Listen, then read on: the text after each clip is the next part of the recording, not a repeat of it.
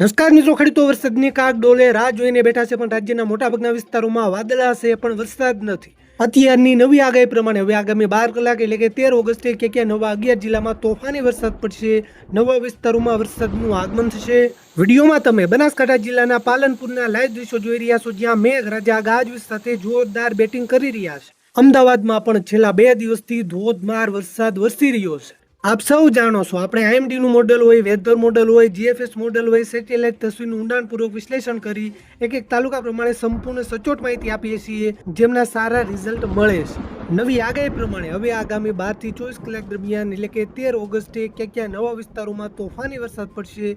તાલુકા પ્રમાણે વાત કરવી છે, પણ તે પહેલા આ વિડીયોને લાઈક કરી દેજો. આપણી આ ચેનલને ખાસ સબસ્ક્રાઇબ કરવાનું ભૂલતા નહીં. તો મિત્રો ખાસ સમજજો, શરૂઆત આપણે મધ્ય પૂર્વ ગુજરાતના વિસ્તારોથી કરીએ. મધ્ય ગુજરાતમાં ખાસ કરીને અમદાવાદ જિલ્લો.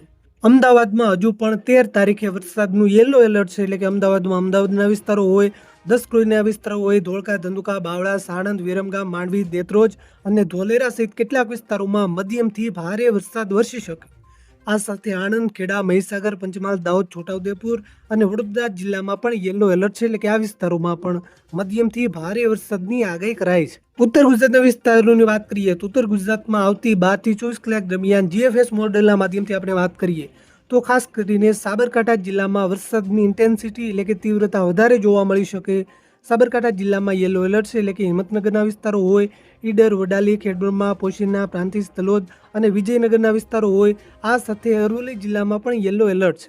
અરવલ્લીમાં અરવલ્લી, બિલોડા, મોડાસા, બાયડ, મેઘરજ અને શામળાજીના વિસ્તારો હોય. આ વિસ્તારોમાં હળવાથી મધ્યમ વરસાદ તો કેટલાક વિસ્તારોમાં ભારે વરસાદ પણ વરસી શકે. આ સાથે મહેસાણા અને ગાંધીનગર જિલ્લામાં હળવાથી મધ્યમ વરસાદની આગાહી છે. એક લોકલ વિસ્તારોમાં મધ્યમ કરતાં થોડો વધારે વરસાદ વરસી શકે. બનાસકાંઠા અને વાવ-થરાદ જિલ્લામાં જે બોર્ડર એરિયાના વિસ્તારો છે, રાજસ્થાનને લાગુ, ત્યાં વરસાદની તીવ્રતા વધારે જોવા મળી શકે.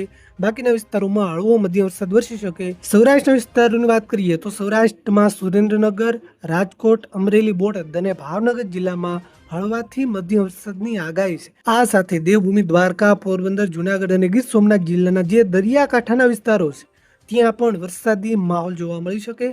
હાલ હળવાથી મધ્યમ વરસાદની આગાહી કરાઈ છે. ટૂંકમાં વાત કરીએ તો આ બ્લુ કલરની લાઇનની અંદરના જે બધા વિસ્તારો છે, ત્યાં વરસાદની તીવ્રતા વધારે જોવા મળી શકે. બહારના વિસ્તારોમાં વરસાદની તીવ્રતા ઓછી જોવા મળી શકે. આપના વિસ્તારમાં વરસાદ છે કે નહીં, વિસ્તારનું નામ લખી નીચે કોમેન્ટ કરવાનું ભૂલતા નહીં. આ વિડીયોને તમારા બધા જ ગ્રુપમાં શેર કરજો, જેથી બધા ખેડૂત મિત્રો સુધી માહિતી પહોંચે. લાઈક કરજો, સબસ્ક્રાઇબ કરવાનું ભૂલતા